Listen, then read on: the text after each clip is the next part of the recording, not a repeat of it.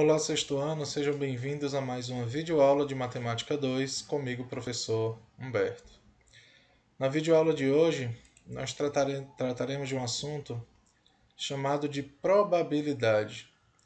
Eu tenho certeza que vocês já ouviram aí algum dia em falar sobre a probabilidade de ocorrer uma determinada coisa, ou uma probabilidade de ocorrer um determinado evento, enfim.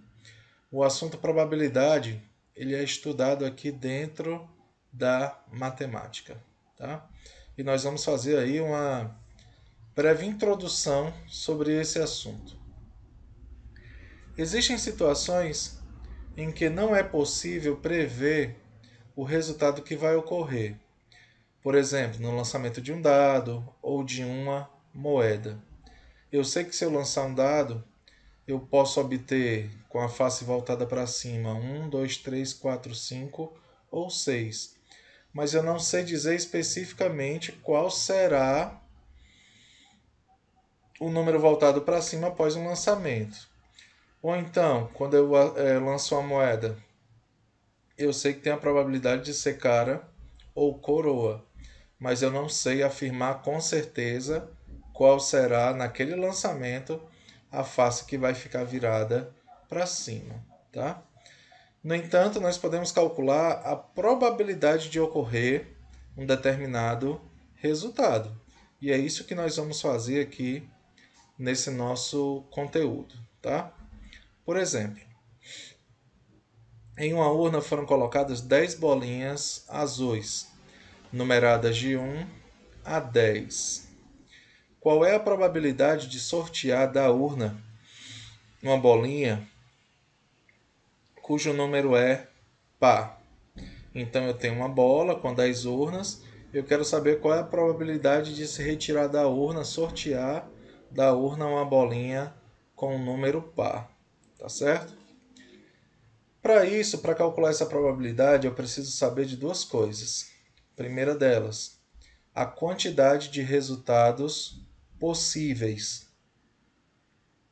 Se eu tenho uma urna com 10 bolinhas azuis, então eu tenho um total de 10 resultados possíveis. A segunda coisa, dessas 10 bolinhas, né, quantas são pares? Tá? Que é exatamente o evento que a gente quer que ocorra. A quantidade de resultados favoráveis. Dessas 10, nós temos como bolinha par o 2, o 4, o 6, o 8 e o 10. Então, nós temos um total de 5 bolinhas. Para calcular a probabilidade, nós vamos fazer uma razão, uma divisão. Nós vamos dividir quem por quem. No denominador vai ficar sempre o total de resultados possíveis, que nesse nosso caso são 10. No numerador ficarão os resultados favoráveis, ou seja, o evento que a gente quer que ocorra. Eu quero que seja sorteado uma bolinha par. Nós temos 5 bolinhas pares. Então, no numerador vai ficar o número 5. Tá? Então, a probabilidade de ocorrer, de retirar uma bolinha par dessa urna, são de 5 em um total de 10. Tá? Ou 5 décimos. Os possíveis resultados são chamados de possibilidades. E a medida da chance de cada uma delas ocorrer é a chamada probabilidade, tá bom? Nós calculamos a probabilidade, como eu falei para vocês, dividindo a quantidade de resultados favoráveis pela quantidade de resultados possíveis, tá?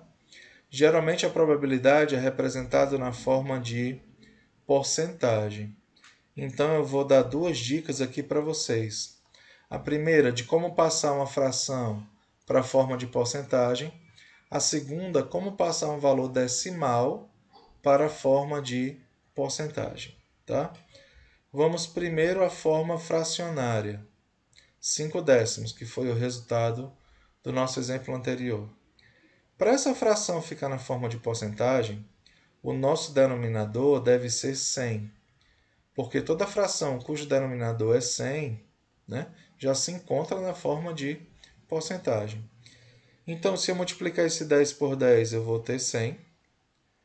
Se eu multipliquei o 10 por 10, o 5 também tem que ser multiplicado por 10. 5 vezes 10 dá 50. E 50 dividido por 100 corresponde a 50%. Então, nós temos aí uma probabilidade de 50% de retirar dessa urna uma bola par. Agora considere que nessa mesma urna foram incluídas mais 5 bolinhas alaranjadas, numeradas com 1, 3, 5, 7 e 9. Ou seja, na urna já tinha 10 bolinhas azuis, numeradas de 1 a 10. Nós acrescentamos agora mais 5 da cor laranja com os números 1, 3, 5, 7 e 9. Qual é a probabilidade de sortear uma bolinha cujo número seja ímpar e menor que 7? Bom, agora o número total mudou. O número total de resultados possíveis agora são 15, né? E os resultados favoráveis? Eu quero sortear uma bolinha ímpar menor que 7. Quais são os números ímpares menores que 7? 1, eu tenho 1 de duas cores. O 3, eu tenho 3 de duas cores. E o 5, eu tenho 5 de duas cores. Então, eu tenho 6 resultados favoráveis. 6 de um total de 15. Como eu falei que seria interessante que a gente deixasse esse resultado na forma de porcentagem, né? Vocês podem estar até se perguntando o seguinte: professor, como é que eu vou multiplicar o 15 por um número e o resultado vai dar 100? Nesse caso, vocês podem optar pela forma decimal. 6 dividido por 15 dá 0,4. Nesse caso é importante, na hora de passar para a forma de porcentagem, que nós tenhamos duas casas decimais após a vírgula. Professor, aqui eu só tenho um, aqui é o 4. Você pode acrescentar um zero aqui depois do 4, que você não vai mudar o valor do número decimal, tá? 4 décimos e 40 centésimos é a mesma coisa. Agora, 40 centésimos já está na forma de porcentagem. 40 centésimos corresponde exatamente a 40%, tá bom? Então, duas casas decimais após a vírgula são fundamentais para que a gente possa passar esse resultado para a forma de porcentagem. Portanto, a probabilidade de sortear uma bolinha cuja numeração seja ímpar e menor que 7 é de 6/15, ou seja, de 40%. Vamos falar aqui um pouco sobre probabilidade geométrica, né? É chamado assim porque tem algum elemento da geometria aí incluso no assunto de probabilidade. Em um programa infantil de TV, uma pessoa do auditório foi convidada a participar de uma prova que consistia em lançar com os olhos vendados um dardo em um alvo dividido em 4 partes, cada uma relacionada a um prêmio. Sabendo que a área ocupada pelo alvo é de 48 decímetros quadrados, podemos determinar a probabilidade de que seja obtido determinado prêmio dividindo a área correspondente ao prêmio pela área total do alvo. Por exemplo, se a pessoa acertar a área verde, que corresponde a 21 decímetros quadrados, ganha um boné. Se ela acertar a área amarela, que tem um valor de 15 decímetros quadrados, ela ganha um relógio de pulso. Ou a área lilás, de 9 decímetros quadrados, um celular. E a área azul, que corresponde a 3 decímetros quadrados, um videogame, né? Supondo que em certo momento a pessoa acertou o alvo, responda: qual é a probabilidade do prêmio ser um celular? Eu falei que para calcular a probabilidade a gente precisa dividir duas coisas. Primeiro, o total. Como é que eu acho esse total? Eu somo todas as áreas, que nesse caso corresponde à figura inteira. 21 mais 15 dá 36. 36 mais 9 dá 45, mais 3, 48. Para ele ganhar um celular, ele tem que acertar a área lilás. A área lilás é de 9 decímetros quadrados. Então, 9 por 48. Simplificando, 9 por 3 dá 3, 48 por 3 dá 16. Eu posso passar isso aqui para a forma decimal. Se eu dividir 3 por 16, eu vou achar 0,1875. Como eu só preciso dos dois primeiros números após a vírgula, né? Então isso vai ficar de 18,75%. Tá bom? No item B, qual é o prêmio que tem a menor probabilidade de ocorrer? Né? O prêmio que tem a menor probabilidade de ocorrer é aquele que tem a menor área. Se a gente observar, a menor área, que é a azul, é a do videogame, 3 decímetros quadrados. Né? E qual é essa probabilidade? É de 3 de um total de 48. Simplificando, dá 1/16. Se nós dividirmos 1 por 16, isso aí vai dar 0,0625. Tá certo? E isso aí representa exatamente 6,25%.